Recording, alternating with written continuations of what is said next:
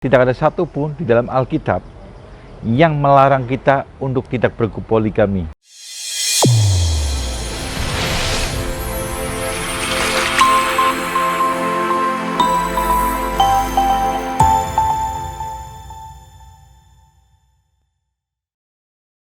Shalom sahabat Tuhan, dimanapun Anda berada, Tuhan Yesus Kristus pasti akan selalu memberkati kita semua. 2 minggu yang lalu, saya bersama teman-teman berkumpul dalam satu iman, kita menyembah Tuhan, dan setelah itu kita berbincang-bincang, ya. Dan ada satu teman saya mengatakan, apakah boleh umat Kristen berpoligami? Karena dia menyatakan tidak ada satupun di dalam Alkitab yang melarang kita untuk tidak berpoligami.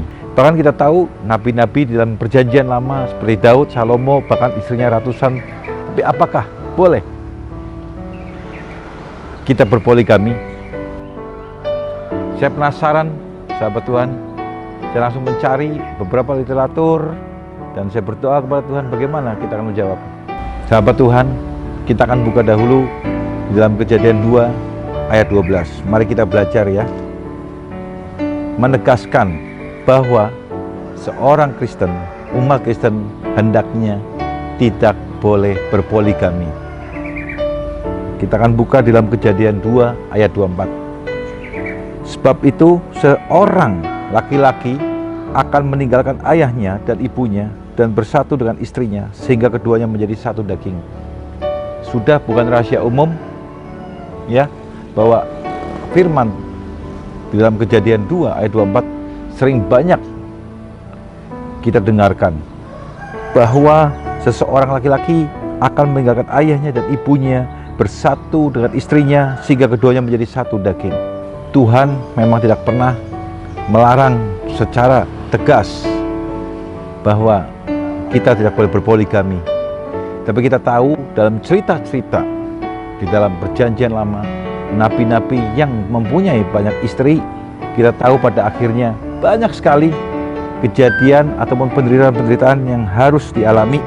Jadi dari awal permulaan penciptaan manusia hanya ada satu Adam dan 2 Hawa. Maka itu dalam Kejadian 2 ayat 2 Tuhan mengajarkan bahwa laki-laki akan meninggalkan ayah dan ibunya dan akan menjadi satu daging di dalam pernikahan bersama istrinya.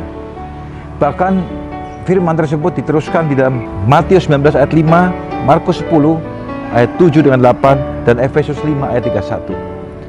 Sudah jelas bahwa kita diciptakan oleh Tuhan berpasangan.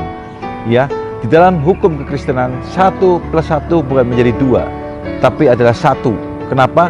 Suami dan istri menjadi satu, menjadi satu. Tidak ada pernikahan-pernikahan lain yang Tuhan inginkan dalam hidup kita. Di dalam Efesus 5 ayat 22. Hai istri, tunduklah kepada suamimu seperti kepada Tuhan. Di ayat 25. Hai suami, kasihlah istrimu sebagaimana Kristus telah mengasihi jemaat dan telah menyerahkan dirinya baginya. Mari kita perhatikan ya. Yang di ayat 22. Hai istri, tunduklah kepada suamimu. Jelas di sini katakan ya, sahabat Tuhan, bahwa seorang istri harus tunduk kepada suami seperti dia tunduk kepada Tuhan. Dan yang lebih lagi, pertanyaan saya, berat manakah kita lakukan? Tunduk atau mengasihi? Karena di ayat 25 dikatakan, hai suami, kasihlah istrimu sebagaimana Kristus telah mengasihi jemaat dan telah menyerahkan dirinya baginya. Seorang suami benar-benar harus mengasihi istrinya, bukan saja tunduk ya, tapi mengasihi istrinya. Sedangkan istri hanya tunduk, sahabat Tuhan, tapi seorang suami harus benar-benar mengasihi istrinya. Kita tahu kasih itu begitu besar dan luas artinya, seperti Yesus mengorbankan dirinya untuk menebus dosa-dosa umatnya. Begitu juga seorang suami harus benar mengasihi istrinya. Pertanyaan saya, apakah ada di dalam hati seorang istri ya yang benar-benar mau dimadu? Saya yakin 100% bahkan 1000% sebetulnya tidak ada seorang perempuan ataupun seorang istri yang ingin dimadu ataupun yang ingin suaminya mempunyai nikah lain. Pasti dia punya rasa kekecewaan dalam hatinya. Maka itu seorang suami hendaklah selalu mengasihi istrinya. Memang secara eksplisit tidak ada firman Tuhan mengatakan bahwa kamu tidak boleh berpoligami. Tetapi marilah kita belajar tunduk dan belajar akan firman Tuhan bahwa sesungguhnya umat Kristen tidak boleh berpoligami. Kiranya firman Tuhan siang hari ini dapat memberkati kita semua. Terima kasih sahabat Tuhan, Yesus Kristus memberkati.